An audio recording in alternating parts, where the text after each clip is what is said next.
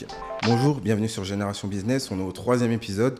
On avait fait une pause de 3 mois. On était plus concentré axé sur le business, que ce soit côté BNB Clinic. On a eu une énorme croissance, beaucoup de biens en gestion, beaucoup de nouveaux clients côté cleaner. Et puis, donc, on s'est concentré vraiment sur ça. Aujourd'hui, on revient avec un nouvel épisode avec quelqu'un que j'ai rencontré sur TikTok. J'ai vraiment apprécié le profil et je me devais de le recevoir. J'ai attendu et puis aujourd'hui, on est là pour ce nouveau podcast. Bonjour à toi, je te laisse te présenter. Écoute, moi c'est Redouane.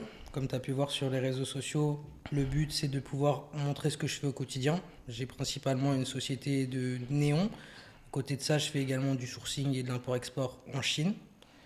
Donc aujourd'hui, sur les réseaux sociaux, on a décidé d'un peu motiver les jeunes, de leur montrer l'envers du décor déjà, mais surtout aussi donner envie aux gens comme nous d'entreprendre.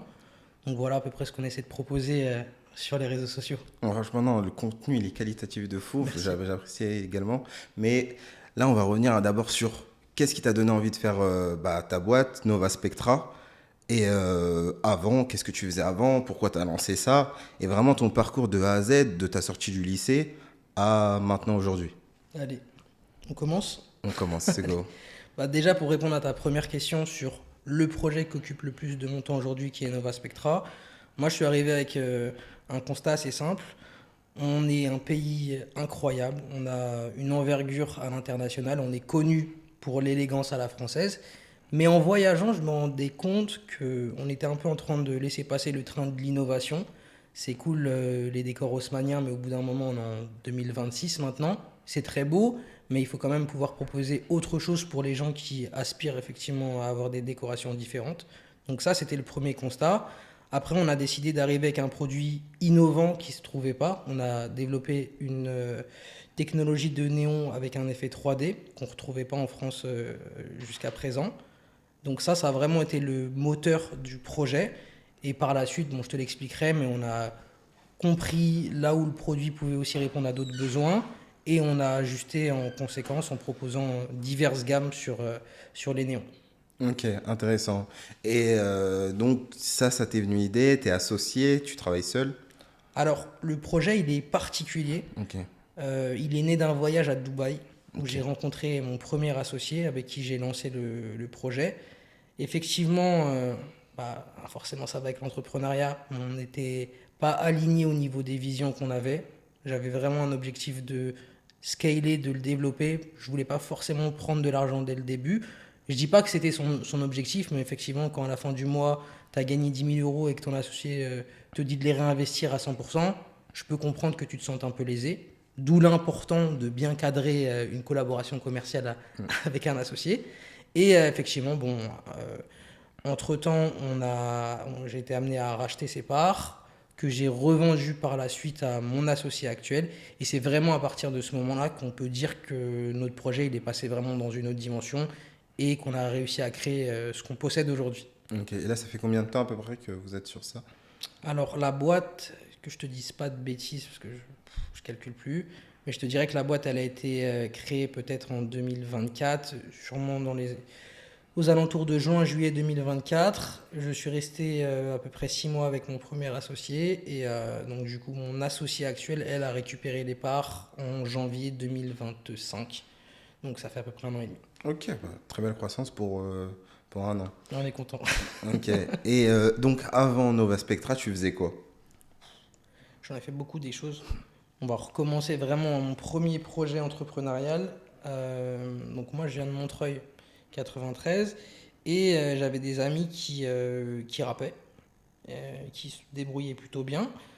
Moi j'ai jamais eu de talent de rappeur, donc du coup étant un bon négociateur et bon gestionnaire, on m'a donné le rôle de manager. Donc c'est à partir de ce moment-là que je rentre dans l'entrepreneuriat et je prends également la double casquette de producteur et on décide de créer une société ensemble pour les produire en indépendant. Donc ça a vraiment été mon premier passage dans l'entrepreneuriat. T'avais quel âge? J'avais 18 ans. La Ok. boîte, on l'a montée 18 ans et 2 mois. Voilà, on avait emprunté, je me souviens, 1 000 € à un ami pour aller sur... c'était quoi? C'était Legal Start ou Legal Place à l'époque Ah ouais. pour payer les statuts de la boîte. Et la chance que j'ai eue, c'est que ça a pris directement parce qu'au final, en commençant avec eux, le groupe il s'appelait Le Club. Ça a directement fonctionné dès la première musique qu'ils ont sortie. Donc on a tout de suite été confronté à la réalité de l'entrepreneuriat sans forcément la petite traversée du désert qui en décourage plus d'un. Quand tu dis exploser, elle a fait. Enfin, c'était un clip, c'est ça? Alors ouais, le premier son qui sortait, il s'appelle La Magie de Paris à l'époque, qui fait le million de vues Oh directement. ouais, Et je te parle de ça, on était en 2015 ou 2016, donc le million de vues de l'époque, c'est c'est pas le même que certainement pas maintenant. le million de vues d'aujourd'hui. Donc en fait, ça a pris tout de suite. Et avec la chance qu'on avait, et je les salue parce qu'ils avaient aussi une très bonne vision du business, on a décidé de refuser tous les deals de maison de disques et on a décidé de rester en indépendant. Donc il a fallu apprendre tous les corps de métier de l'industrie musicale pour tout simplement pallier aux méconnaissances de ce domaine qu'on avait. Et franchement, ça a été une superbe aventure. 18 ans, millions de vues, ça veut dire que, en gros, vous avez été confronté à vraiment soit signer en maison de 10 ou soit se lancer indépendamment. Est-ce qu'il y a des Exactement. personnes, par exemple, vu que vous étiez plusieurs à faire ce choix-là, est-ce qu'il y a des personnes qui étaient, moi je pense que je préfère assurer la sécurité et signer en maison de 10 que me lancer en indépendant et peut-être pas forcément réussir, entre guillemets. Alors moi, je vais te dire quelque chose qui pour moi, avec du recul, a été une chance. Bon, forcément, quand tu commences et que dès ta première cartouche, ça fonctionne, tu as une assurance. C'est pas forcément une bonne chose, mais en tout cas, tu développes une certaine confiance en toi qui t'amène à ne pas douter de ce que tu es capable d'accomplir.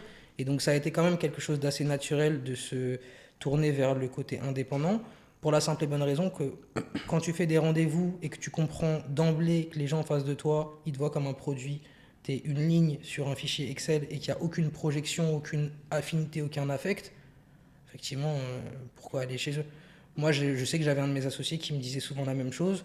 On partait du principe que un deal en maison de disque, euh, ça, on va te proposer une avance. En fait, on a toujours déconstruit la chose en se disant, en fait, une avance, c'est comme un prêt à la banque. Sauf que ton taux d'intérêt, il est stratosphérique. Donc, même si demain, je m'amusais à aller à la banque et demander 100 000 euros, je paierais beaucoup moins cher en intérêt que ce qu'une maison de disque me mettait sur la table.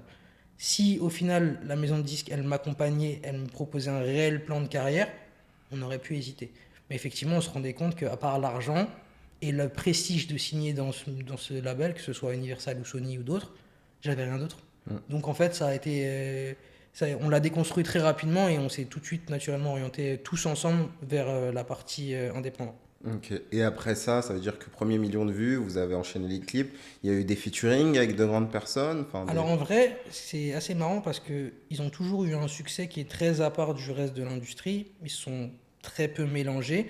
En plus, on était à une époque où c'était les PNL, les Jaja et Dinas, donc c'était cool de pas se mélanger, on va pas se Mm. mentir.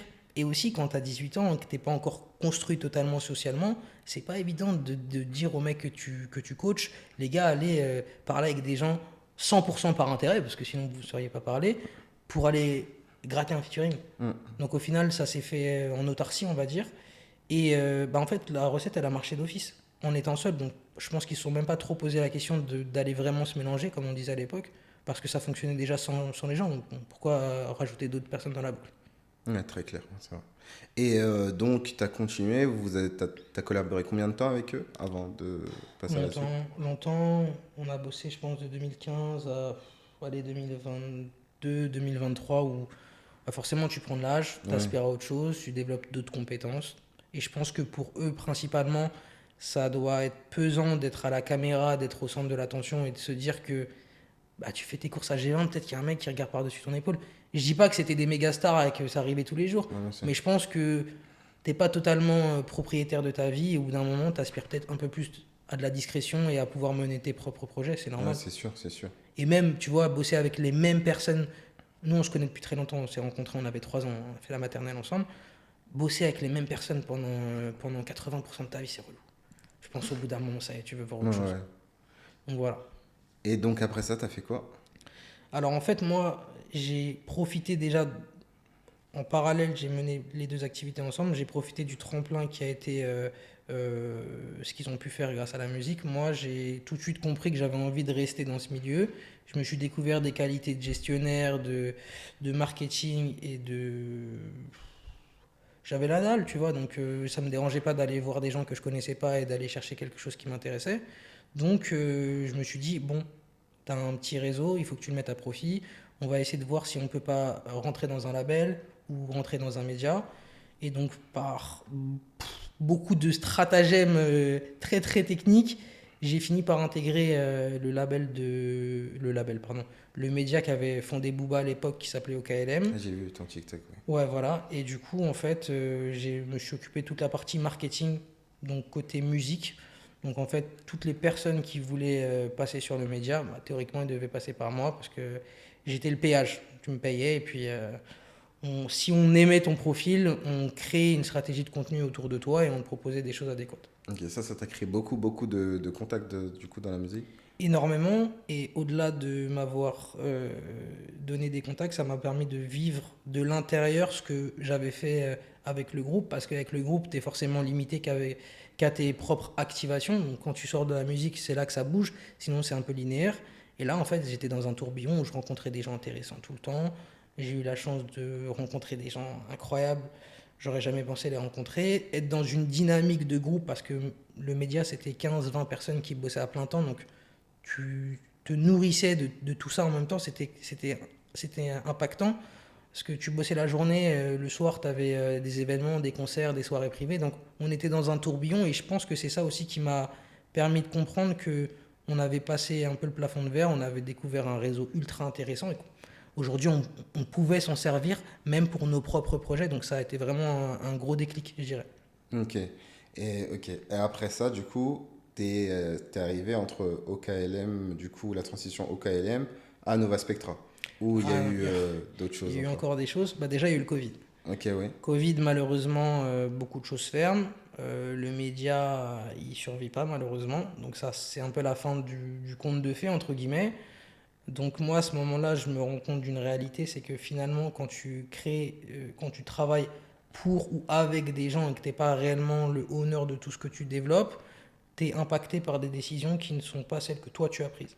Donc je pars d'un principe simple, je me dis à partir de maintenant, il faut que je sois le chef d'orchestre de ce que je vais faire. Donc à ce moment-là, le Covid passe, on réapprend tout doucement à vivre, on commence à sortir, et par un curieux hasard, je me retrouve à travailler avec des call centers. Donc je me rends compte qu'en fait, toutes les personnes qui nous appellent toute la journée, en fait, il y a un Ils réel sont pas ici. business, il y a des choses qui sont très intéressantes, et j'ai toujours été à l'aise avec le fait de parler, donc je me suis dit, bon, on va creuser. De là, je bosse pour des... On va vraiment, la vraie histoire. Mm. Je bosse pour des mecs, j'éclate leur chiffre d'affaires. Je bosse pour des gens à ce moment-là, il n'y a plus d'entrepreneuriat, je bosse pour des gens, mais j'éclate leur chiffre d'affaires. Et vous vendez quoi? C'était quelle À solution ce sans moment-là, rentrer dans les détails? on vend de la formation Ok. et on arrache tout. Vraiment, je fais des chiffres de fou furieux. La commission est en conséquence du travail de fou furieux, donc tout se passe bien. Mais moi, je vois qu'il y a des manquements, des choses qui ne me plaisent pas. On n'est pas payé en temps, en heure, c'est pas fluide. C'est pas fluide et je me mets même à ma place de vendeur à ce moment-là. Je trouve que le process il est pas bon et on pourrait vraiment faire quelque chose de beaucoup plus intéressant pour eux, mais pour nous aussi. Donc, je prends à part les trois autres meilleurs bosseurs de la boîte et je leur dis écoutez, les gars, on a deux choix. Soit on continue de travailler pour eux, peut-être que ça va marcher, peut-être qu'un jour ça va s'arrêter. Soit on prend le taureau par les cornes, on monte notre propre structure et on prend juste ce qu'on sait faire, on ajoute notre expérience et les frustrations qu'on a pu rencontrer et on refait la même chose. Donc, de là, on fait ça. On monte ce projet à 4. Ça marche super bien. On ouvre une première antenne à Paris, on ouvre une deuxième antenne à Marseille. Plus tard, on ouvrira une troisième antenne à Casablanca. Donc le business fonctionne super bien. Et c'est là qu'on flirte avec Nova Spectra. À ce moment-là, bah, en fait, je me rends compte que c'est prenant de gérer des gens parce que tu as quand même des ressources humaines qui sont importantes. On gérait à peu près, je pense, 20 collaborateurs à ce moment-là. Et j'ai eu un rejet. Et j'avais envie d'être, encore une fois, ce que je te disais tout à l'heure, le chef d'orchestre, mais c'était peut-être mieux de remplacer les gens par des outils et de se former. Mm. Donc à ce moment-là, effectivement, je décide de me retirer de ces projets-là. J'en ai conservé, mais partiellement. Et à ce moment-là, je décide de voyager. J'avais besoin de voir un peu ce qui se faisait ailleurs pour en revenir au voyage à Dubaï. Je vois beaucoup de signalétiques, tu sais, je sais pas si toi tu es déjà allé à Dubaï, mais tu sais, T'as les énormes logos Emar sur tous les Ouais, ouais, buildings. ouais, Je ouais. me rends compte de l'importance du branding. Je me rends compte que je suis un peu dans une ville, c'est ma première fois en plus, dans une ville un peu cyberpunk où ça brille, c'est beau, c'est léché. Tu dormais où la première fois à Dubaï? Première fois, j'ai fait le cliché, hein, ah putain, c'était quoi? C'était à JVC et Mhm. c'était, comment il s'appelle cet hôtel? Putain, j'ai oublié le nom de l'hôtel. Tu sais, c'est tout le monde, le grand hôtel avec les jacuzzis à chaque étage. Ah, le Five. Le Five de JVC. J'aurais Ouais, aimé aller au Five de La Palme, mais à ce ouais. moment-là, Five de j'ai été JVC, mal ça c'est lui. conseillé. J'étais mal conseillé, j'ai fini au Five de C'est JVC. le classique lui. Ouais. Mais bon, je suis reparti, j'en reviens et on n'était pas là-bas cette fois-ci. Mais du coup, ouais, beaucoup de. Un choc. Un choc, j'arrive, je me souviens quand j'atterris, je vois le Burj Khalifa, je me dis, mais j'arrive où là? Et je me rends compte, j'ai toujours été très franco-français, les mains dans le charbon, à bosser, à pas trop partir ou partir dans le sud. Et là, je me prends une claque. Je me rends compte de l'importance du branding, je me rends compte du luxe, de l'opulence, et surtout que bah, les gens viennent pour ça. Hein, tu vois, ça fait vraiment partie de la signature de Dubaï. Et je me dis que si on est autant de Français à aimer aller vivre à Dubaï, c'est que forcément, il y a des choses qu'on aime là-bas qu'on aimerait retrouver chez nous. Donc à ce moment-là, on part sur cette idée des néons que je vois à la fois donc en signalétique classique à Dubaï et en même temps, je tombe sur mon feed d'actualité TikTok, je crois, je tombe sur des mecs qui font des néons, je me dis, ah, il y a peut-être un truc à creuser, et c'est de là que part l'idée de Nova Spectra jusqu'à aujourd'hui. Ok. Et donc la transition, ça veut dire que tu as eu l'idée à Dubaï. Ça veut dire que tu te dis quoi? Je prends mon billet d'avion, je vais en Chine. Tu as commencé par quoi? Quelles Non. sont les étapes de fondation du Alors, départ? moi, je suis quelqu'un de bourrin. Je pars du principe qu'il faut tester, même s'il faut mal le faire, mais il faut passer à l'action. Et une fois que tu es au pied du mur, tu sauras rebondir. C'est ton instinct naturel qui va reprendre le relais. Donc, à ce moment-là, je me prends pas la tête. Je vais sur Alibaba. Je fais, je sais pas, peut-être 15, 20 fournisseurs et je leur commande des échantillons au vent. Il y a des choses horribles parce que vraiment, les standings que nous on a en France et les standards de production en Chine, il y a deux univers. Il y a toutes les qualités, mais en tout cas, on va forcément pas te proposer le meilleur produit dans un premier temps. Donc je me prends beaucoup de râteaux, bah, vraiment des grosses déceptions, mais j'estime qu'il y a deux trois personnes avec qui ça vaut le coup de pousser, recommander, leur faire des retours pour améliorer le produit. Donc initialement, ça part comme ça. Je trouve je trouve un agent, cette fois-ci, qui me permet d'être mis en relation avec encore d'autres fournisseurs et à ce moment-là, c'est là que je rencontre mon atelier historique avec lequel je collabore toujours aujourd'hui. Et à ce moment-là, la chance qu'on a, c'est qu'ils me disent, écoute, on travaille ensemble depuis quelques mois, ça se passe super bien. Nous, on fait un salon à Shanghai. Donc, si tu as la possibilité de venir, viens. En plus, j'avais des produits à récupérer que je voulais voir déjà dans un premier temps. Donc, ils me proposent de venir. Donc, c'est mon premier voyage en Chine à ce moment-là. Et alors là, autant la claque à Dubaï, c'était quelque chose, mais alors la Chine, ça a été Plus 10 grosse fois claque qu'en Chine ou à Dubaï? plus grosse claque en Chine. C'est incroyable. Et tu déconstruis tous les clichés. Mm. Parce que toi, on t'a annoncé des villes polluées, des gens mal polis, ou du moins une culture très très différente de la Renfermé. tienne, Ouais. renfermée aussi. Et finalement, c'est tout l'inverse. Je trouve des gens chaleureux, des gens formidables, qui vont vers toi, qui sont ouverts, qui veulent comprendre ta culture. Et c'est ça que j'aime beaucoup avec les pays qui produisent des choses, c'est qu'ils ont un regard disruptif sur le monde où en fait ils vont comprendre tes us et coutumes et ils vont essayer de les analyser sur comment je peux fit le mieux possible avec la personne que j'ai en face de moi. Et en fait, ça se traduit sur tout. Ça se traduit sur comprendre certains mots de ta langue, comprendre votre style vestimentaire, comprendre pourquoi bah, tous les Français, je sais pas, ils ont un dégradé court et il y a un dégradé alors que eux, c'est coupé à blanc et il n'y a, y a pas de démarcation. C'est des choses bêtes, mais ils ont ce regard intéressé et c'est ce que j'ai beaucoup aimé là-bas. Et donc, du coup, bah, premier coup de foudre avec la Chine, euh, première fois qu'on me met dans le grand bain dans un salon avec des fournisseurs, je vois vraiment que l'industrie dans laquelle je viens d'arriver, c'est quelque chose de big. Donc c'est à ce moment-là effectivement que je les vois pour la première fois. Et après, ça annoncera énormément de voyages en Chine qui suivront juste après. Et ton premier voyage, c'était du coup quand? En 2024 ou Ouais, ça doit être ça, ouais. Je pense. 2024? De mémoire, Ok. ouais, ça devait être fin 2024. Donc En fait, je lance en juillet, juin, juillet, août. Et octobre, novembre, je suis là-bas. Mais comment tu as fait pour démarcher? Parce que Enfin, déjà, tu avais des contacts avant, mais comment tu as fait pour démarcher, par exemple, les footballeurs, leur proposer, tu as mis des ads en place, ou tu as fait de l'organique, ou tu as fait jouer ton réseau? Ça intervient plus tard. En fait, moi, je pars du principe que quand tu montes un Hum, business, la première chose que tu dois faire, c'est regarder autour de toi qui vont être tes premiers clients. hum. Les gens qui te doivent des services, des gens qui sont tes amis. Tu sais que le mec, si tu lui proposes quelque chose, il va jamais te dire non à part si c'est vraiment un traître. Mm. Donc moi, j'ai commencé par ça. C'est pour ça que mes premiers clients, ils ont été issus du monde de la musique. Ouais. Mon premier client historique, c'est CKO, le média de Balou et Chris, où en fait, je travaillais avec l'agence qui s'occupait de leur décor. On était collègues chez OKLM, enfin du moins on était dans les mêmes locaux. Donc quand je lance mon business de néon et que je commence la promotion sur mon Instagram personnel, ils voient tout de suite le truc. Ils me disent, mais attends Redouane, là, nous on est en train de lancer le projet qui, du coup à ce moment-là, était encore au stade de projet, pardon. Donc ils me commandent ma première pièce et ça c'est mon premier client. Ok. Suite à ça, donc à ce moment-là, on est en septembre 2024.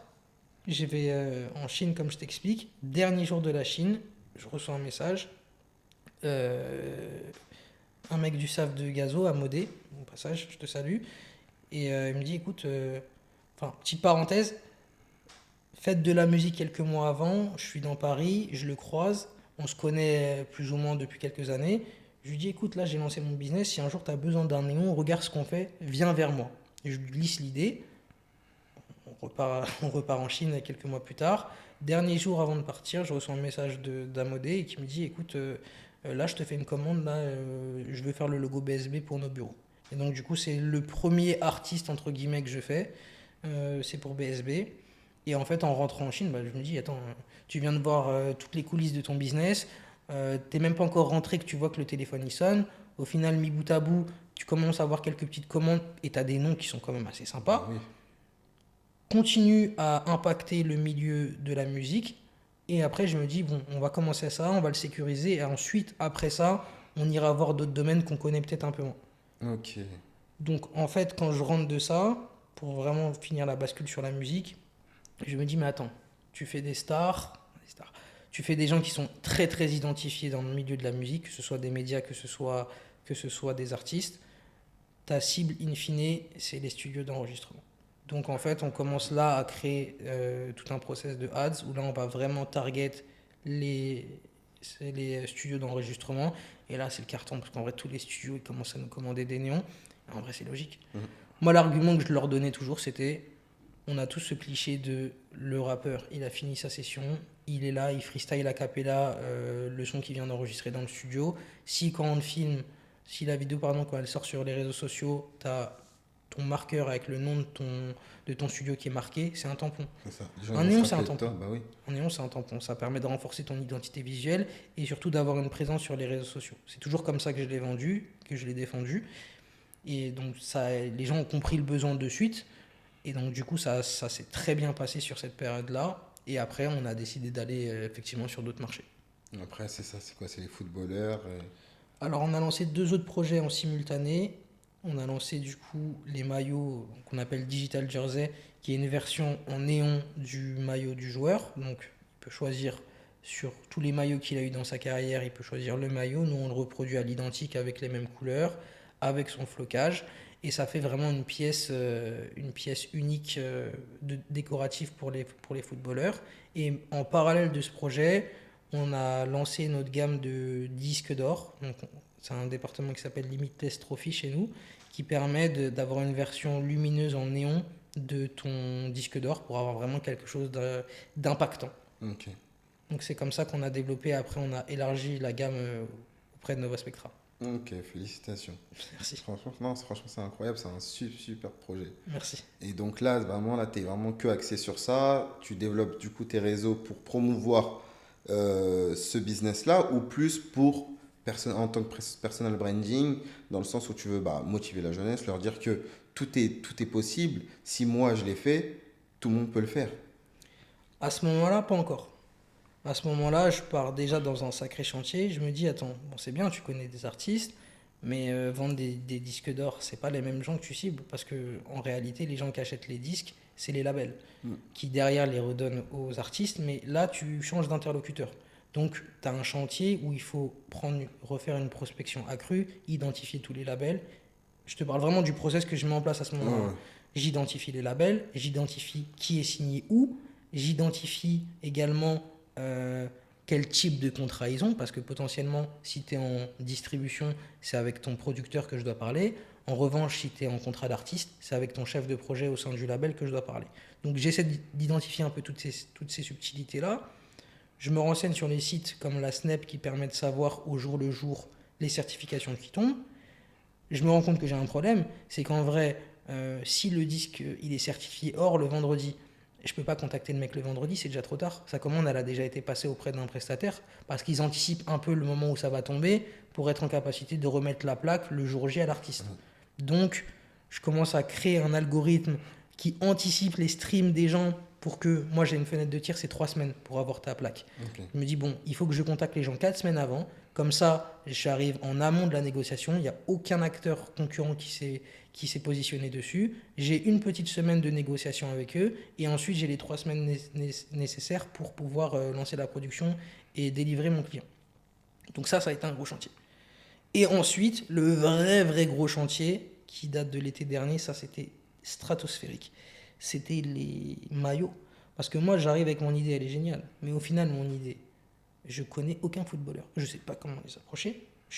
Moi, personnellement, je suis pas un grand fan de foot de base, donc j'ai aucun code.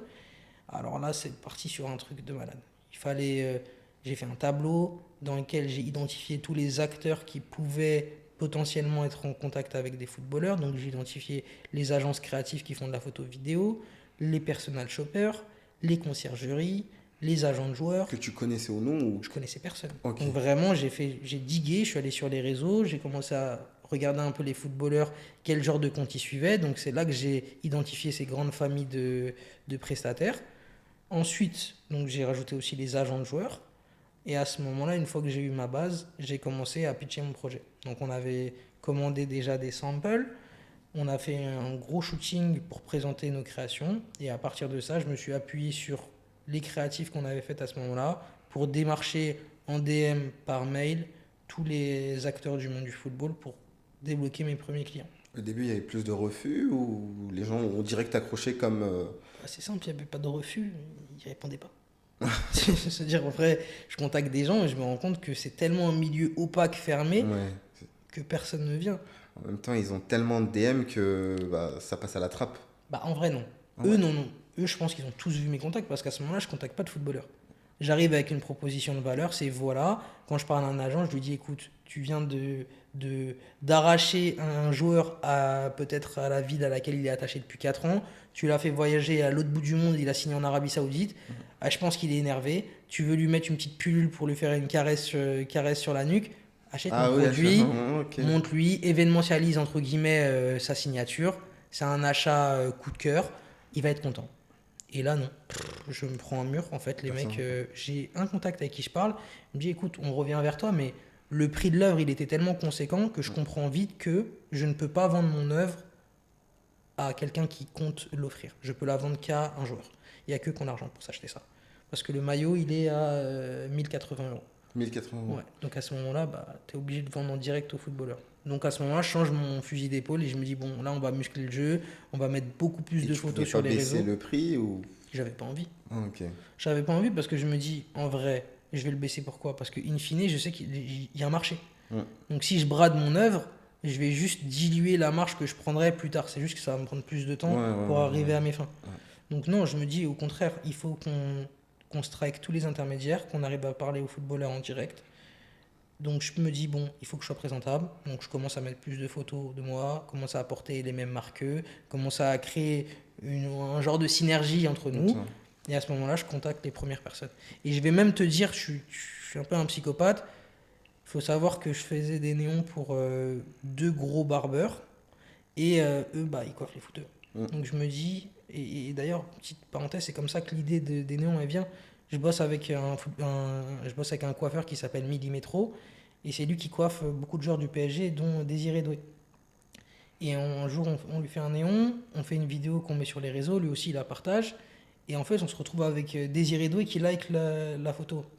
Moi, quand je vois quelque chose comme ça, je me dis, il faut qu'on fasse un truc. Donc, j'envoie un message au barbeur, à Millimétro, et je lui dis, ouais, j'ai vu que Désiré Doué, il a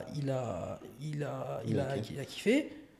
Qu'est-ce qu'on peut lui faire qui peut nous rentrer dans ce monde-là? Et j'étais prêt à l'offrir, à ce moment-là, je m'en fous, hein. Et donc, du coup, lui me dit, bah écoute, j'ai pas d'idée, vois de ton côté, tu me dis. Moi, j'en parle avec mon associé, et vient l'idée des digital jerseys. On se dit, mais attends, on a juste à faire leur maillot en néon personnalisé. Genre, c'est imbattable, tout le monde va aimer. Et c'est comme ça vraiment que l'idée des digital jerseys, elle est née. J'ai bossé avec un autre barbeur qui s'appelle Mika, qui lui coiffait Maxime Lopez. Et je me dis, écoute, avant de contacter les footballeurs, t'as pas de proof. Tu bosses pour les mecs de la musique, mais c'est pas leur monde, il n'y a pas de proof. Donc, offre de création à des footballeurs identifiés. Et à partir de là, tu vas vraiment briser. La glace. Ouais, voilà, tu brises la glace, tu rentres dans un truc de confiance où à partir du moment où tu es adopté par un footballeur, les autres ils suivent. Ouais. Donc on fait ça, on fait 2 giftings, dont celui de Maxime Lopez qu'on filme, on fait de la photo, etc. Et c'est là vraiment que je me rends compte du pouvoir du projet parce que je parle avec lui, mec super sympa. Il joue au Paris FC lui, mec super sympa. Et je me souviens, je monte dans ma voiture et je regarde mon téléphone et je vois qu'il m'a follow. Moi, je déconstruis le truc, hein. Je suis pas en mode incroyable, mais je dis juste que pour qu'un footballeur il décide de te follow alors qu'il a parlé 10 minutes avec toi et tu lui as offert une création, C'est qu'il apprécie vraiment c'est qu'il apprécie, ou même plus loin, c'est que tu as répondu à un besoin. Il y avait une zone de douleur et ton produit il y répond. Et ça me conforte dans l'idée qu'on est vraiment dans la bonne direction. Donc à ce moment-là, je parle avec lui, j'essaie de comprendre pourquoi il aime le produit, j'essaie de prendre du feedback, c'est important de comprendre. En fait, tu as repris aussi ce que tu avais retrouvé en Chine de, ok, le problème il est là, tu cherches à analyser la personne, pourquoi elle a apprécié ce que tu fais, et c'est pas tout le monde qui fait ça, mais ça c'est super important en soi, parce que t'apprécies, ok, t'apprécies, mais moi je veux savoir pourquoi t'apprécies. Parce que si toi t'apprécies, la personne en face aussi elle va apprécier, et peut-être pour les mêmes choses que toi. Bien sûr. Les gens, ils ont tendance à demander à leurs clients pourquoi ça s'est mal passé. Donc en fait, ils apprennent peut-être qu'une manière d'éviter des futurs problèmes.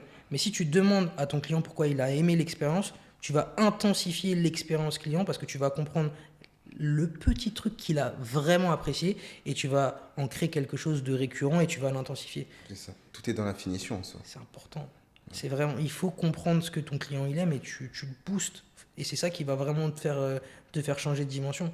Si tu te concentres sur ce qui ne va pas, forcément, il y aura toujours des choses qui n'iront pas. En revanche, si tu te concentres sur ce qui fonctionne, tu as de fortes chances de fidéliser tes clients pour toujours. Ouais, je suis totalement d'accord. Et du coup, Maxime Lopez, lui, il avait apprécié quoi du projet quand tu avais discuté avec lui? Je pense que ce qu'il aime à ce moment-là, c'est le fait d'avoir un objet tangible. Parce que tu te défends sur le terrain, tu te défonces pour un maillot et t'as pas forcément de trophée individuel. Tu vois, tu es dans une équipe milieu de tableau. Bon, je dis pas que c'est son cas, mais tu es dans une équipe qui gagne pas de trophée majeur à la fin de la saison. T'as pas de récompense individuelle, t'as pas de trophée, tes murs ils sont vides. Pourtant, t'es là, c'est impactant C'est ça, ce que oui. tu as délivré. Donc ce produit-là, il répondait vraiment au fait d'événementialiser un moment de vie et tu pouvais vraiment cristalliser toute une période de ta vie dans un objet. En plus, il fait de la lumière, il a ton image. Ouais, ça, c'est Donc tu remarquable. flattais vraiment l'ego de la personne, elle sentait qu'il y avait quelque chose qui découlait de ce maillot. C'est ça. Et surtout, c'est multiplicateur parce qu'il ne fait pas qu'un seul club. S'il veut, il peut reprendre toute son histoire de son premier club jusqu'à la fin de son histoire. Donc en vrai, c'est multiplicateur. Tu vois, quand on imagine le projet dans un premier temps, on imagine 2 gammes.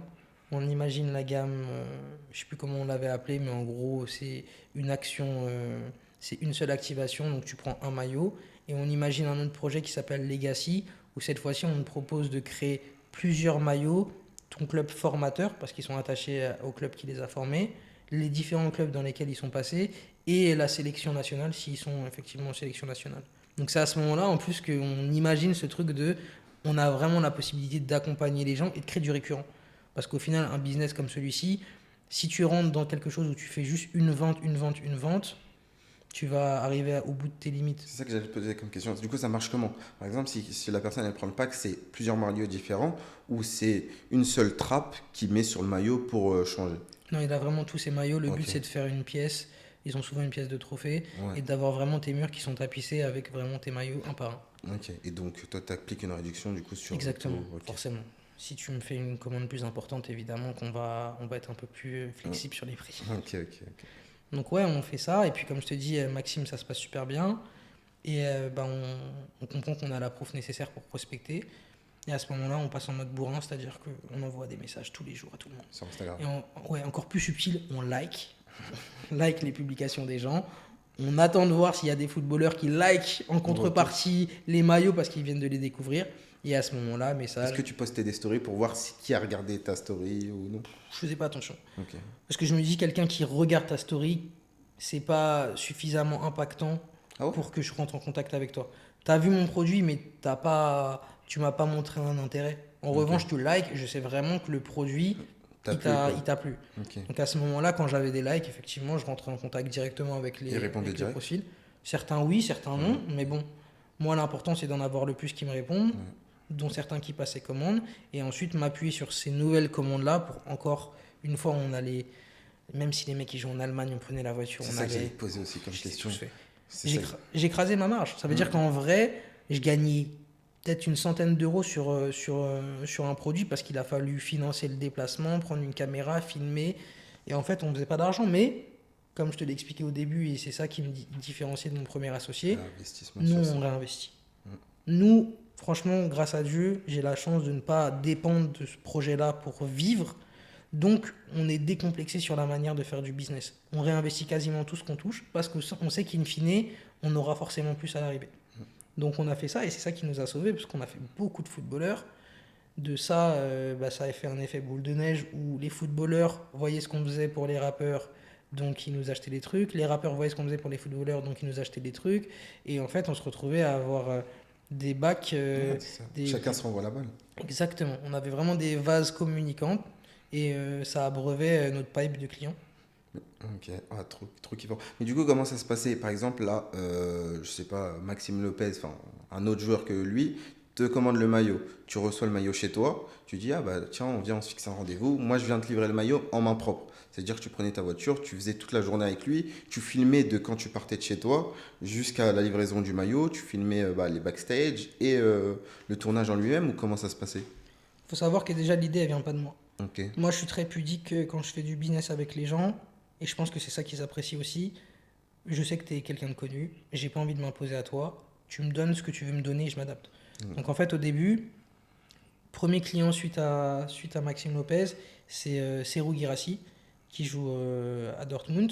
Il me fait une commande de maillot plus de cadre. On y reviendra après, on a fait aussi d'autres choses. Mais du coup, on lui fait ses maillots et on commence à discuter. Il me dit, bah écoute, venez nous livrer, genre venez si vous avez la possibilité de ah, venir c'est en lui qui Allemagne. propose. Propose. Et je vais revenir sur ça parce que c'est un truc qui m'a bluffé chez les footballeurs. Donc, il nous propose de venir. Donc, on fait la route Paris jusqu'à Dortmund. C'était super long. Vraiment, je me souviens, c'était pendant l'hiver, c'était hardcore. On arrive là-bas et bon, on fait plusieurs commandes. En fait, on se retrouve à faire Serhou Guirassy, mais aussi Eli Wahi qui joue à Francfort à ce moment-là. Donc, en fait, on essaie de synchroniser la livraison des deux en même temps. Et donc, on arrive devant chez Serhou. Et en fait, moi, je m'attends à le livrer au seuil de sa porte. Allez, peut-être juste aller dans le lobby, comme ça je l'allume et je lui montre un peu à quoi ça Et ressemble. après, rentre chez toi. Exactement. Et le mec, en fait, il me dit, ben, rentre chez moi, je vois ses enfants, je vois sa femme. Moi, je suis très pudique, donc je me dis, bon, là, pour moi, c'est fort de faire rentrer quelqu'un chez toi. Je le ferai pas avec n'importe Ouais, qui. je suis totalement d'accord. C'est un message fort et j'apprécie parce que je le vois comme de la confiance. Et cette confiance-là, pour moi, elle est peut-être liée au fait que le produit qu'on me propose, on lui rend peut-être un service et pour lui, c'est normal que ça se passe comme ça. Donc on lui présente les pièces.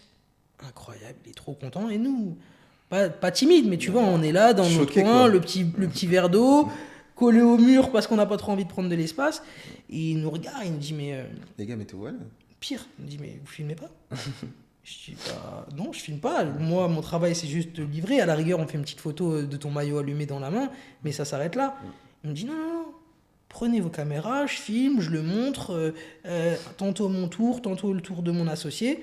Et le mec, il nous décomplexe. Il nous fait comprendre que, en fait, ils ont tellement l'habitude d'être avec des caméras, de faire, je pense, des choses, de promotionner des choses dans leur club, etc. Ça devient une seconde nature. Donc, en fait, on se retrouve à faire la vidéo et c'est ça qui donnera un peu le ton de la suite.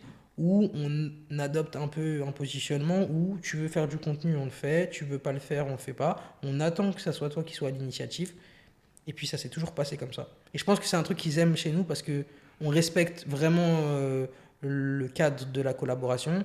Tu sais, on a eu des, tu vois, je peux pas le dire du coup, mais on a eu des gros clients. On a des clauses. On peut pas communiquer dessus. Mm. Je peux montrer le maillot, mais je peux pas dire pour qui je l'ai fait. Et c'est des gens qu'on a vu à la Coupe du Monde, tu vois, qui jouent pour la France. Mais on peut pas. Et on respecte, tu vois. Ouais, bien Parce sûr. que je sais que, en fait, je lui prouve ma valeur parce que je reste dans le respect de la Ouais, confidentialité. bien Je sûr. sais que le mec, il apprécie. C'est ça qui nous a ouvert beaucoup de portes, même par la suite. Ça, c'est sûr. Et puis, dans tous les cas, toi, ton but à toi, c'est de vendre derrière. C'est pas de promouvoir. Ah bah tiens, j'ai vendu à celui-ci. Exactement. Donc, ouais. Et après, du coup, après ça, vous êtes axé vraiment sur que les maillots. Et vous avez un peu arrêté côté rappeur. Ou là, du coup, tu as dû recruter pour pouvoir déléguer un peu plus. Alors, à ce moment-là, on part du principe qu'il faut intensifier sur ce qui fonctionne. Donc, on se dit les maillots, ça fonctionne. On a la chance d'accompagner beaucoup de footballeurs qui sont connus des fans de football. Donc, on se dit, il y a un autre marché qu'on a toujours évité, c'est le B2C. Donc, on décide de créer une version beaucoup plus petite du maillot. Le digital jersey qu'on vend aux athlètes, il fait 70 cm. On décide de faire une version beaucoup plus compacte, il fait 40 cm.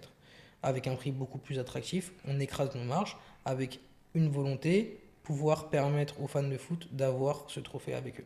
Et là, du coup, tu vises plus le volume. Exactement.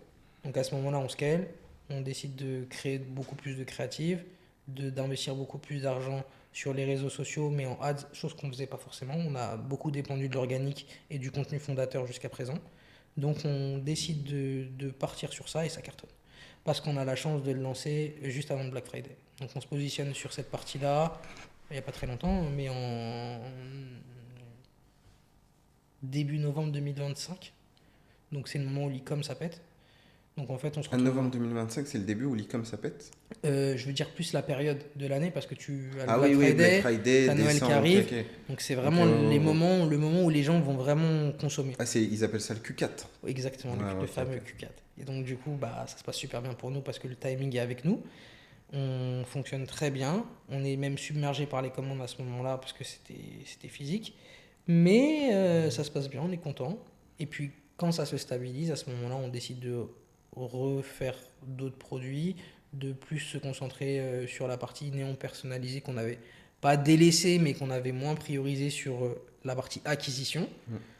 Et à ce moment-là, on arrive à effectivement quelque chose de plus homogène qui nous permet aujourd'hui d'avoir quelqu'un qui vient sur notre site internet, qui a directement un, un logiciel qui est directement sur notre site qui permet de voir ta modélisation 3D instantanément, chose qu'aucun autre concurrent a, parce que si demain tu veux faire un néon, on te mettra juste ton logo avec un effet flashy pour que tu vois ce que ça donne en néon.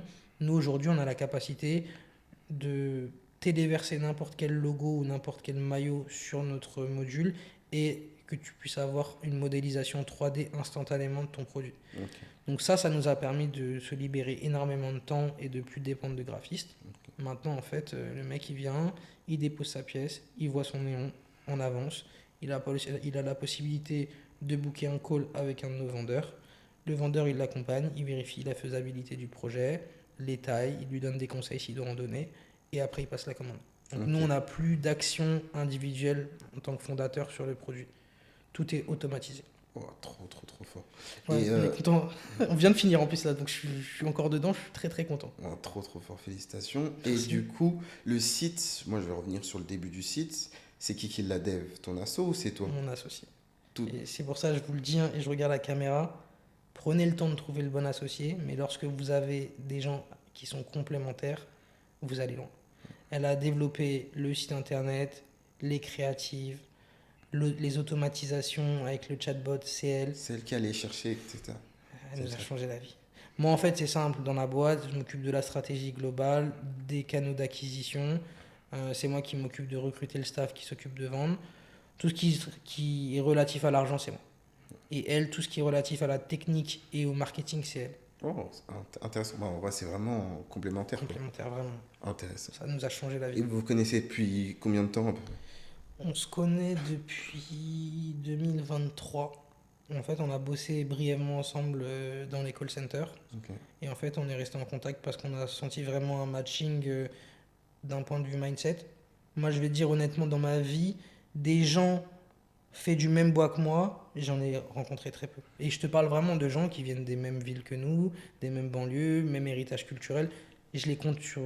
Même ma main, elle a trop de doigts. Je pense que je suis totalement d'accord avec toi parce que hier, on a fait un aller-retour en Belgique avec mon associé, on parlait de ça sur la route, on disait qu'en fait, notre entourage, on est jeunes, on a 20 ans, lui, Incroyable que vous fassiez ça à 20 ans. et on a rencontré personne, personne, personne. Aujourd'hui, on est en train de. Tous les jours, on se remet en question sur notre entourage. On se dit, mais il y a très, très peu de personnes comme nous. Il faut aller, du coup. Bah, c'est pour ça qu'on a créé ce podcast-là, pour rencontrer de nouvelles personnes, pour aller chercher de nouvelles opportunités, opportunités parce qu'aujourd'hui, on est réellement bridé. On est en cercle fermé, on n'est que deux. Ouais, au Donc, final, on en arrive au même constat. Je pense que tous les deux, on s'est lancés sur les réseaux sociaux c'est ça. pour la même raison. Et ça, c'est un réel problème. Moi, je trouve, pour vraiment faire un gros focus sur ça, je trouve qu'il y a un gros problème en France. Parce que moi qui voyage beaucoup et qui vois des gens issus de la jeunesse, de la diaspora africaine ou autres, de plein d'autres pays, qui ont vraiment un rapport totalement différent à l'entrepreneuriat, mais je dirais même à l'entraide. Mm. Parce qu'aujourd'hui, le problème, c'est que généralement, tu te retrouves dans une position où, si tu es quelqu'un d'un peu malin, quand tu vas regarder autour de toi, tu vas être le seul mec malin. Donc, tu vas être le pourvoyeur de plans. Bien sûr. C'est toi qui vas dire à tes gars, hé les gars, il y a ça à faire, hé les gars, il y a ça à faire. Au mieux, ils te suivent, mais c'est des exécutants. Au pire, ils se foutent de ta gueule. Mm. Et il n'y a pas encore de synergie en France, principalement, qui te permet de trouver des gens comme toi et de lancer des projets ensemble. C'est ça, je suis totalement Et d'accord. bon, je ne sais pas si c'est ton cas, mais on vient d'Île-de-France. Alors maintenant, imagine les gens qui sont en province, à quel point c'est encore plus rude.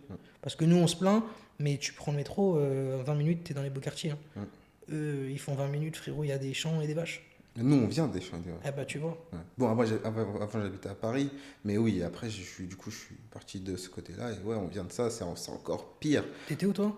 Moi, j'étais dans le 91, après, je suis parti du coup côté 3, Ouais. et j'ai vécu de là-bas de mes 10 ans jusqu'à mes 18 ans, après, je suis retourné à Tu Paris vois. pour les études.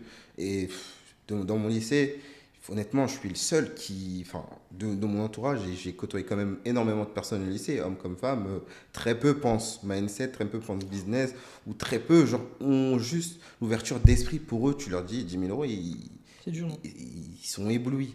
Ouais, je te comprends. Ils vont même pas te croire. Ils vont dire non, mais ce que tu dis, c'est impossible. Bah, regarde, moi, je suis comme toi, hein. J'ai fait mon lycée en province, à Niort, dans le 79 et en Poitou-Charentes. J'arrive, je suis un Parisien, moi, j'ai fait toute ma vie à Paris, je suis venu 3 ans pour les études. Je me suis rendu compte du fossé, et je critique pas, hein, attention. Hein. Non, non, bien sûr. Parce que en vrai, bah, c'est normal, tu peux pas motiver des gens à avoir quelque chose. Nous, on l'a vu, tu sortais sur les Champs-Élysées dans les années 2000, tu voyais des Ferrari, tu voyais des gens riches, tu pouvais comprendre ce que c'était devenir riche. Mais eux, ils n'ont pas, ils ont vu que à travers la télévision. Donc C'est ça. pour toi, c'est de la fiction à partir du moment où tu regardes sur un écran. C'est dommage. Et encore plus aujourd'hui avec les réseaux sociaux qui difforment. Tout le monde te raconte ci, ça. C'est frustrant. Hein. Plus personne sait qui croire, donc eux, ils y croient encore moins.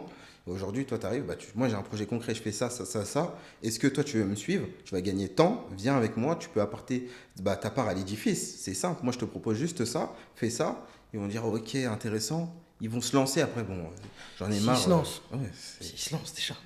c'est très très compliqué de nos C'est jours. vrai. Et c'est dommage en vrai, puisque nos jours, en fait, on est dans la meilleure ère pour gagner de l'argent avec Internet. Et c'est devenu, enfin, pas d'une simplicité, mais juste, tu creuses un petit peu dans ton cerveau. Il y a trop d'opportunités pour gagner de l'argent. Non, mais si tu déconstruis ça, il faut comprendre pourquoi les gens ils le font pas. Et moi, je pense qu'aujourd'hui, on a un problème d'éducation. Je Ouais. pense que on se repose sur le système scolaire et si tu as de la chance, tu as des parents à peu près équilibrés qui vont t'instruire aussi à la maison. Mm. Mais en fait, tu as très peu accès à de la formation des intéressés. Et je pense que, pardon, je reformule, tu y as accès mais tu pas envie. Moi, je sais qu'une chance que j'ai eue depuis toujours, c'est que ma mère, elle m'a mis des livres entre les mains depuis mon plus jeune âge. Elle m'a éduqué, elle m'a fait aller au cinéma pour aller regarder des films d'auteur. C'est cliché, hein, à l'époque, on se foutait de ma gueule. Hein. Ouais, bien sûr, mais c'est sûr. Mais quelques années plus tard, mais Ça paye. merci, merci Bah oui, maman, ça tu paye, m'as bah oui. sauvé la vie. Bah oui, c'est très clair. Tu m'as sauvé la vie. Parce que quand tu arrives avec un bagage intellectuel et que tu rentres dans une discussion et que tu as les références, que tu as tu peux illustrer tes propos avec des exemples historiques.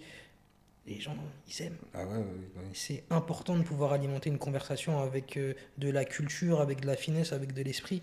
Mais Ok. les gens comme nous n'ont pas accès à ça, ou du moins ils cherchent Non, pas à y avoir accès parce qu'en réalité tu y tu as peux, bah forcément oui, accès bah maintenant. oui, c'est sûr. C'est ça le premier frein. C'est le regard des gens en fait. Tu reviens à la même chose. Les gens ils sont comme ça parce qu'ils savent que s'ils s'intéressent un peu trop à des choses culturelles, pour rentrer dans les grandes lignes, ils vont se de ta gueule tes potes. Mais toi, tu conseillerais quoi, par exemple, à un jeune de nos jours, enfin, 18 ans, qu'est-ce qu'il devrait faire? Est-ce que tu le conseillerais bah, de se lancer dans le business ou va à l'école, cherche ta voie, travaille, salariat et puis rebelote, quoi. Moi je pense que c'est propre à chacun, Ouais, que tu peux pas réellement imposer un cadre à quelqu'un. En c'est ça. revanche, quelque chose de général qui s'appliquerait à tout le monde, instruis-toi, lis des livres, regarde des films, regarde des reportages, identifie des gens inspirants et apprends leur parcours. Je pense que rien que ça déjà, c'est en capacité de te faire changer ton mindset. Tu vas peut-être pas aller vers l'entrepreneuriat, mais je te parle juste d'être une meilleure version de Non, toi-même. bien sûr. La culture, c'est la connaissance. Et si tu as la connaissance, je pense que tu peux déconstruire les propres freins que tu as. Parce que si, je sais pas, tu es passionné, une bêtise, tu es passionné. Bon, on va dire qu'il y a un mec que tu kiffes. Un mec que tu kiffes sur les réseaux sociaux, c'est une figure historique d'il y a 50 ans. Je te dis, vas-y, on va prendre un exemple, on va prendre Malcolm X. T'es noir, t'es fier d'être noir et tu découvres Malcolm X.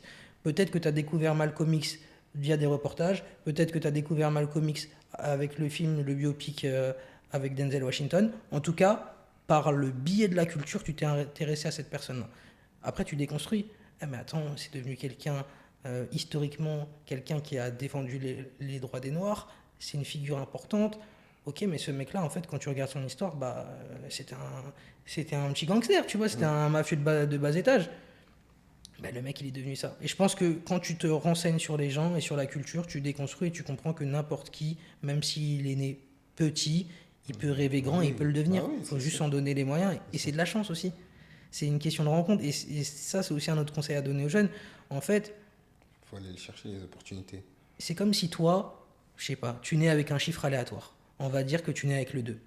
Et tu as la possibilité d'être 2 puissance 2, 2 puissance 6, avoir ce fameux chiffre au-dessus de ta tête qui va te décupler. Plus tu augmentes ton nombre de rencontres, plus ce chiffre il augmente. Et plus ça te donne des possibilités infimes à ta vie qui vont découler, avec un peu de chance bien sûr, à des choses que tu n'aurais même pas imaginées. En fait, il faut être ouvert. Pour moi, le mieux, c'est faut être ouvert. Parce qu'il y a un truc qui est super intéressant. Enfin, là, on est sur le développement et la croissance de la conciergerie. Bon, je reviens, après, on reviendra sur Bien ça. sûr, non, mais Là, on parlons-en, est prends sur le ton temps. développement de la conciergerie. On a ouvert, du coup, une nouvelle filiale, du coup, dans ma ville où j'ai fait mes études Sens. J'ai mis, du coup, quelqu'un qui est dessus. C'était un ancien ami à moi du collège. On s'est rencontrés, je l'ai formé dans la conciergerie, etc. J'ai vu qu'il était déterminé et qu'il bossait bien et qu'il a réussi à générer 6-7 biens en moins de 5 mois. Chapeau. Intéressé par lui, donc je lui ai dit, ok, bah tiens, moi j'ai ça à te proposer, est-ce que tu veux faire? Il a dit, ok, moi je signe direct. J'ai dit, ok, pas de souci. Il y a une fille aussi qui m'avait démarché sur TikTok quand je perçais sur TikTok, j'avais fait 280K sur une vidéo, elle m'avait envoyé un message, oui, moi je suis intéressé, est-ce que tu vends de la formation? Je lui ai dit, non, tout de suite, moi j'ai pas le temps de te former, mais je peux te conseiller, etc. On avait échangé sur WhatsApp, et là on est du coup bah, sur le développement de la conciergerie. Dans la voiture hier, je repense à elle, mon associé me dit, faut qu'on aille chercher des biens à Nice, Cannes, etc. Ça passe. Une heure après, ding dans ma tête, je dis, ah mais j'avais échangé La avec elle, fameuse. elle est à Nice. Je lui envoie un message, ouais, est-ce que t'es intéressé? On peut se voir quand? Elle me dit, ah bah ouais, moi là je pars au Liban, je vais pas être dispo début août. Je lui ai dit, ok, pas de souci. Samedi, je suis devant chez toi, on se voit. Elle a dit, ok, pas de souci, on se voit. Samedi, on va la voir. Le deal, bon, le podcast il sortira un petit peu après, mais honnêtement, je pense qu'on va la signer. Mais c'est intéressant d'être ouvert parce que si je leur ai dit, non, je fais pas de formation, ciao, je vais pas t'aider dans ton business, dans ta conciergerie. Aujourd'hui, j'aurais peut-être perdu un deal qui est demain qui peut me faire gagner des milliers d'euros. Bien Donc, sûr. c'est intéressant Je suis d'être pour toi. ouvert. Ouvert, faut être ouvert, faut aider les gens comme tu peux, et puis tout reviendra à toi petit à petit, hein. Tu vois, je pense que ça t'est aussi arrivé. Il faut faire les choses au feeling. Ouais, bien Tu sûr. vois, regarde, même aujourd'hui, on se rencontre. parce que au feeling, tu m'as envoyé un message, au feeling, je t'ai répondu, Mm. au feeling, on a décidé de le faire. Et aujourd'hui, on a un échange qui est hyper intéressant Ouais, franchement, ouais. parce que ça a été spontané. C'est ça. Et ça, c'est quelque chose effectivement qui manque à beaucoup de gens, malheureusement. Mm. Ce petit grain de folie, le fait de ne pas calculer. Déjà, tu ne calcules même pas le regard des gens, mais au-delà de ça, tu ne calcules même pas l'impact réel que va avoir la décision que tu prends. Ah, c'est ça. Fais. Ça marche pas, qu'est-ce que tu as perdu? Rien du Hein? tout. Ouais, c'est ça. Bah, là, moi, quand je t'ai envoyé un message, je pensais même pas que tu allais répondre. Je me dis, ah, j'aime bien ton contenu, je t'envoie un message. Si ça se fait, ça se fait. Si ça se fait pas, bah, une prochaine fois. De toute façon, il y a plusieurs occasions. Ça se trouve, demain, je serais allé en Chine, je t'aurais rencontré, on aurait pu échanger sur d'autres sujets. Si la discussion, si le truc qui doit se faire, il se fera d'une manière ou d'une autre en C'est soi. vrai, Donc, c'est trop important. Et je pense que le voyage aussi, pour revenir à ce qui peut te motiver, c'est important. Parce que au moins, quand tu voyages, tu sors de ta zone de confort et tu as naturellement besoin d'aller vers l'autre. Tu dois te repérer, tu dois comprendre, tu dois faire plein de choses. Et ça permet vraiment de pouvoir s'ouvrir aux autres. Et tu vois, c'est marrant, parce que là, je suis sur un nouveau projet où je suis en train de documenter ça sur mes réseaux sociaux. Mais j'ai ouvert une nouvelle activité. Tu sais, c'est un traducteur à intelligence ouais, j'ai vu une artificielle. oreillette. Ouais, bah tu l'as soit sous forme d'oreillette, soit sous forme de smartphone. Et en fait, ça fonctionne à l'intelligence artificielle. Donc, même sans Internet, en mode avion au milieu du désert, tu peux parler dans une langue et ça te traduit dans l'autre. Et c'est encore une fois la volonté de pouvoir permettre aux gens de rencontrer l'autre, d'avoir un échange profond avec eux. Parce que, bon, nous, tu sais, on a nos téléphones maintenant, on peut traduire, c'est simple, Ouais. on a des réflexes, on a ChatGPT, on a plein d'outils. Mais les gens C'est pas plus tout le âgés, monde. tu sais, quelqu'un qui a 60 ans, qui a déjà eu du mal à comprendre comment un smartphone fonctionnait, tu peux pas lui dire qu'elle doit aller sur Google Traduction, qu'elle doit prendre une eSIM sur Saïdi ou je ne sais quoi. Bien sûr, même des jeunes en vrai, ils vont se dire, bon, moi je sais pas parler anglais, je peux pas aller par exemple à Dubaï, etc. La discussion va être trop longue, je vais devoir traduire. Et donc, il va se trouver ça comme excuse. Si demain toi t'apportes ça, tu dis, ok, ça c'est ton excuse, moi j'ai ça pour toi, maintenant qu'est-ce qui t'empêche d'aller? Il va te dire, ah ouais, non, en fait, Tu c'est moi vois. le problème. C'est Moi, je même ça. sais qu'en Chine, personnellement, on en a tous. Hum, Moi, pour avoir croisé tous les commerçants qui font du business en Chine, qui viennent de France ou d'autres pays, t'as un traducteur avec toi. oui, bien sûr. Il parle, tu négocies ton prix, tu parles avec les gens, ton taxi, tu discutes avec les gens dans la rue, vu qu'ils sont avenants en plus. Non, mais Juste, ils te comprennent même pas. Donc, avec cet outil-là, en fait, ça a totalement changé le rapport à l'être humain à l'étranger. C'est incroyable. ouais, non, franchement, c'est incroyable. Et toi, tu conseillerais quoi? Faire d'abord la Chine ou Dubaï en premier? La Chine. La Chine, parce que Dubaï, déjà de un, tu vas te ruiner, tu vas voir des gens qui ont. Je vais pas dire qu'on finit le jeu, mais c'est des gens qui sont à l'étape 7. Ouais, c'est ça. On t'apprend à Dubaï comment dépenser de l'argent ou comment faire de l'argent avec de l'argent. Mais si t'es jeune et que t'as pas d'argent, bah, c'est pas Très avec ça clair. C'est que vrai. tu vas avancer. Après, en Chine aussi, il faut un minimum d'argent pour faire de l'argent. Mais moins Combien, qu'à Dubaï. combien au final? Parce qu'au Non, final, regarde, moi qui suis souvent là-bas, si tu vis modestement, ça va bien pas te sûr. coûter grand-chose. Mais moi, ce que je conseillerais à quelqu'un, on a dit depuis tout à l'heure, la force se fait avec l'autre. Moi, demain, si je devais démarrer un business en étant jeune et faire un parallèle avec la Chine, j'identifierais les comportements récurrents dans mon entourage. Peut-être que, je sais pas, tout le monde est VTC, tout le monde a besoin d'un truc. Peut-être qu'ils sont dans la mode, peut-être qu'ils ont besoin d'avoir des bases vierges, des t-shirts blancs pour faire du print, que sais-je, tu vois. Mais je ferai le tour de tous ces gens-là. Je demanderai aux gens de me faire confiance en me disant, écoute, je pars là-bas en ayant une mission, c'est de répondre à ton besoin. Donne-moi 1 000 euros, je te trouve ton produit. Très clair. Et les gens, ils vont Et je donner. marche. Ouais, c'est ça, ouais. Et je marche, et puis je fais le tour, je trouve 4-5 personnes comme ça, j'ai 5 000. Bon, moi, je sais que dans ces 5 000, c'est pas mon argent. C'est pas mon argent. J'ai 1 500 euros qui sont à moi dedans. Ça, je sais que c'est ce qui va me permettre De vivre. de vivre et de financer mes projets. Le reste, j'ai 5 000. Ça veut dire que je te trouve ta marchandise, je te la délivre. Tout le monde est content. Très clair. Et en vrai, c'est des idées simples en fait. Les gens ils pensent que pour faire du business, il faut aller chercher Non, des idées innovatrices. C'est faut simple, pas tu réinventer réponds aux la roue. besoins de la personne en face. Et tout le monde a des besoins. Tout le monde a des besoins. Vraiment. Nous aussi à la base quand on a créé BNB Cleaning, c'était pour répondre à mon besoin qui était à la base moi. En gros, BNB Cleaning, c'est une société, enfin, c'est un logiciel d'automatisation des ménages. C'est répondre du coup aux besoins des conciergeries qui cherchent le ménage. Le ménage aujourd'hui, dans les conciergeries et dans le domaine d'Airbnb, que ce soit en France, en Belgique, dans tout le monde entier, le ménage, c'est 80% du business Airbnb. En gros, si tu n'as pas un bon ménage, tu as des mauvaises notes, tu perds des propriétaires en tant que conciergerie, même les propriétaires, du coup, ils perdent son bien. Airbnb, il supprime l'annonce, c'est 80% de la chose. Donc, moi, je suis parti voir mon associé aujourd'hui, qui est Kamel. Je lui ai dit, moi, j'ai ce problème-là. En vrai, pourquoi on ne tente pas de créer ce logiciel-là qui répond à ce besoin? On a mis 2 ou 3 mois. On a été dans l'exécution directe. 2 ou 3 mois aujourd'hui, ça va faire 7 mois. On est sur une croissance incroyable puisque on ne s'est pas pris la tête. On a exécuté, exécuté, exécuté. Je lui ai dit, tiens, on va mettre de la formation, on va mettre ci, on va mettre ça, on va mettre ça. Lui, il a dit, ok, je prends tout, je note tout. Il a dev. Aujourd'hui, je félicite son travail parce que le site, il Le est fameux dev, exceptionnel. hein, le C'est fameux ça. binôme Ouais, qui est franchement. dev. Hein. Oh là là. Aujourd'hui, On vous remercie tous, hein, ceux qui sont comme ça. non, mais franchement, je remercie parce qu'il bosse d'arrache-pied tous trop les bien. jours, tous les jours, tous les jours, tous les jours, tous les jours. En fait, tu as quelqu'un en face, tu te reconnais dans cette personne en face, Ça fait du c'est bien. tellement motivant. Genre, toi, limite, ça te rassure. Ah, si le mec il charbonne, tu sais que toi aussi t'es obligé de C'est faire la ça, même chose, c'est sinon ça. il va avoir un problème en interne. Hein. C'est ça. En fait, ça te donne envie de faire des nuits blanches, tu as envie de tout le temps travailler puisque cette personne-là en face te redonne ce que toi tu fais pour toi. Et aujourd'hui, Ben Making, c'est un logiciel, on sait qu'il va cartonner. C'est ce que je te Et souhaite. puis, merci, mais vraiment, franchement, non, c'est incroyable. Et il n'y a même pas les mots pour décrire ça, mais c'est que si tu es dans l'exécution, ça va forcément marcher un jour. Tu répètes la même étape tous les jours, tous les jours, tous les jours, tous les jours. Si ton produit il est bon, ça va marcher. Il ne faut même pas que ça soit le produit qui soit bon. Il faut juste toi, comme tu l'as dit, tu réponds aux besoins de la personne en face. Ouais, tu innoves un petit peu, tu essaies de trouver un Ouais, angle bien qui est sûr. peut-être un peu sous-exploité comme toi, avec une automatisation et une transparence qui permet que les choses soient fluides, et tu réponds à un point de douleur. Ah, non, je suis totalement d'accord. D'ailleurs, tu sais, c'est marrant qu'on parle de ça, parce que une différence déjà entre Dubaï et la Chine.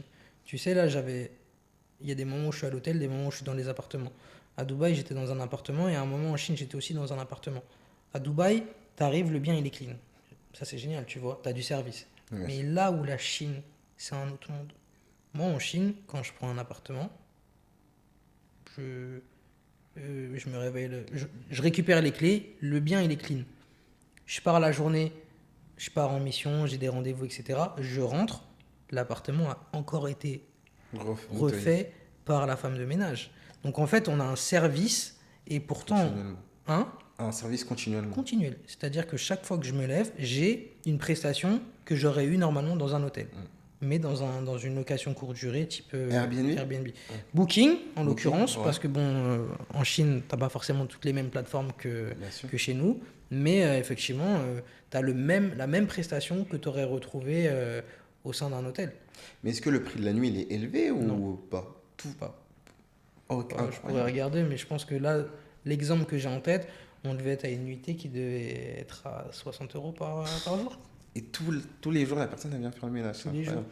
Mais Incroyable. au final, je sais qu'on a des contraintes en France qui font que on a des freins qui ne nous permettent pas d'arriver à ce type de prestation.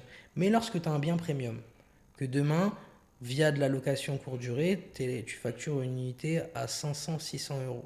Est-ce que l'intérêt n'est pas de diluer un peu sa marge pour proposer une prestation digne d'un hôtel à des gens finalement qui sont en train de dépenser ce qu'ils auraient dépensé dans un hôtel? Bien sûr. Donc il y a quand même une cohérence.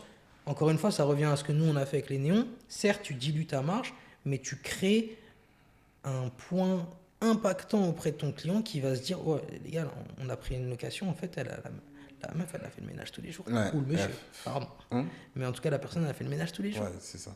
Et il met du coup, dans la vie, une personne est passée faire le ménage tous les jours. À chaque fois qu'on sortait, à chaque fois qu'on rentrait, le ménage était fait. On est satisfait puisque, en fait, quand tu vas en vacances, surtout en Airbnb, t'as pas le temps de faire le ménage, t'as pas le temps de ranger, etc. C'est à contre-courant des vacances. Là, c'est ça. Je travaille. Je fais pas ça normalement. Ouais, c'est ça, c'est ça. Je suis totalement d'accord. Mais non, en France, compliqué à mettre en place. Il faut le dire aussi aux propriétaires. Les propriétaires, il y en a, ils sont très, très, très durs sur la pierre avec l'argent. Donc lui dire, baisse ta marge pour faire le ménage. Il va dire, ah non, moi je m'en fous. Moi, je comprends. Tu vois, je suis d'accord avec toi. Mais c'est des choses qui, nous, quand on se place en tant que consommateur, c'est des points qui tendraient avec le temps. J'espère que les mentalités, elles changeront et qu'on comprenne que la rentabilité, c'est une chose, mais la rentabilité long terme passe par une vraie fidélisation de ta cible, de tes clients, et ça, c'est avec des actions concrètes. Ouais, bien sûr. Et tu sais, un autre point, même appartement, moi, un truc qui m'a choqué. Et pourquoi je te parle de ça? Parce qu'en fait, au moment où tu me contactes, je suis dans cet appartement. Ok. Donc à ce moment-là, je passe en mode, ok, bah là je sais ce que tu fais. Je vais regarder avec un œil un peu plus aiguisé quelles sont les offres qu'on m'a mis à disposition dans mon logement. Et moi, il y a un truc qui m'a marqué. Quand j'arrive dans la location, j'ai des patchs pour le visage, j'ai des cotons-tiges, j'ai des brosses à dents, j'ai des pantoufles jetables, Ah, c'est un kit. Et t'as vu là, j'ai passé le doigt pour te dire tout ce qu'il y a. C'est simple, j'avais un kit d'hygiène dans la salle de bain, j'avais un kit de nuitée dans la chambre. Je pense qu'en Chine, bon, c'est produit localement, Ah, donc bien sûr. peut-être que le coût unitaire, avec les stocks qu'ils doivent prendre, parce que je pense que la conciergerie gère beaucoup de biens, unitaire, les 2 packs, ça doit leur revenir à 6 euros. Mais c'est Et incroyable. encore. Mais c'est incroyable. Ouais. Vraiment, je te dis, ce que ça m'a procuré, c'était incroyable. En plus, on était sur une collaboration avec quelqu'un qui, lui, du coup, il importe des kits, etc. On voulait, du coup, aller en Chine, là, des courants en septembre pour aller chercher des fournisseurs pour fournir nos propres kits, Écoute, si tu etc. as besoin d'accompagnement pour ça, nous, parce qu'on n'en a pas parlé, mais c'est exactement ce que je fais également. Moi, j'importe ma propre marchandise, mais comme je l'ai expliqué en exemple pour un jeune qui veut se lancer aujourd'hui, moi, je fais la même chose. J'ai des entreprises partenaires que j'accompagne sur du sourcing et sur des besoins et j'importe de la marchandise pour eux. Ouais, Mais c'est très, très important. ouais. Parce qu'aujourd'hui, quand tu as identifié un besoin, créé localement, donc chez nous, c'est impossible. On sait que c'est impossible. Ouais. Mais par contre, tu as tout ce dont tu as besoin en Chine, tu l'as à un prix compétitif. Et surtout, vu qu'ils sont en avant sur le domaine du service, tu vas retrouver des produits dont tu ne connais même pas encore l'existence. Ouais. Moi, tu sais que j'avais pensé à quoi? J'avais pensé aux chaises en Chine. Bon, j'ai vu ça sur TikTok. Je sais pas si toi, tu avais ça dans ton logement. Où il y a plein de boutons. Il y a le jet qui sort du coup bah, de la toilette directement, la chaleur, etc. Ah oui. Et ça, importer de ça là-bas, tu mets dans tes logements. Ok, le coût, il sera cher. Mais juste le client, il voit ça en France. C'est un Ouais. plus. Je l'ai plus eu dans les hôtels, ça pour le coup. Ok. Et des hôtels de haut standing. Ok. Ah, c'est pas tout le 4 monde. étoiles, j'ai pas vu. 5 étoiles, j'ai vu tout le temps. Ok. Mais c'est incroyable. Ouais, ouais. C'est incroyable. T'arrives, le siège il est chaud. En plus, c'est des régions humides. Ah, c'est incroyable. Mais ça, tu penses que c'est possible d'importer ça de là-bas? Bien sûr. Il y a des particuliers qui les importent pour chez eux, donc forcément, tu peux le faire. Après, tu sais, moi j'utilise le jet par exemple, mais je sais pas si culturellement en France tout le monde a besoin de cette fonctionnalité. Ouais, bien sûr. Donc si tu l'enlèves, il reste quand même quelques petits gadgets. Je sais pas si ça fait vraiment la différence pour l'expérience du client, mais par contre, un pack découverte, ça fait tout. Ouais, grave. Ça fait tout. Tu arrives dans ton logement, tu es là, tu sais que tu as les petits goodies. Si tu es malin, tu les brands. Des choses bêtes, Ah, mais c'est des petits tu détails, les hein. brands, tu mets un QR code. Le QR code, il renvoie sur le Sur site. le site, Ça te ouais. permet de faire des locations. Bon, je sais pas si c'est quelque chose qui se fait, mais des locations en natif et pas forcément sur la plateforme qui héberge tes Ouais, annonces. des upsells, ça c'est. Ouais, Tu peux faire plein de choses, ouais, tu vois. grave. Ouais. Moi, je suis totalement d'accord. Moi, je pense qu'aujourd'hui, l'important pour n'importe quelle personne qui dépend d'une plateforme, c'est d'avoir une identité visuelle et d'avoir quelque chose qui permet de te rattacher à l'endroit. C'est ça. Si tu scannes un QR code, que le QR code il te ramène sur un Instagram ou sur un site et sur lequel je sais que j'ai effectivement le lien pour réserver une prochaine fois sur ton Airbnb, et je sais que je suis plus dépendant des fluctuations qu'il pourrait Ouais, avoir si on me strike mon annonce ou si on décide de me la shadowban. totalement d'accord. Aujourd'hui, il faut faire en sorte De fidéliser le client. de fidéliser, de créer un écosystème, que la personne elle se sente en phase avec l'image que tu reflètes pour qu'elle fasse partie de tes ambassadeurs. Parce qu'aujourd'hui, un client qui éprouve de la fierté à parler de ton business, c'est ton meilleur ambassadeur. Parce Très que si je vais dans ton bien, dans ton Airbnb, mais qu'au final, je passe un bon moment sans plus et j'en parlerai jamais aux gens, aucun intérêt.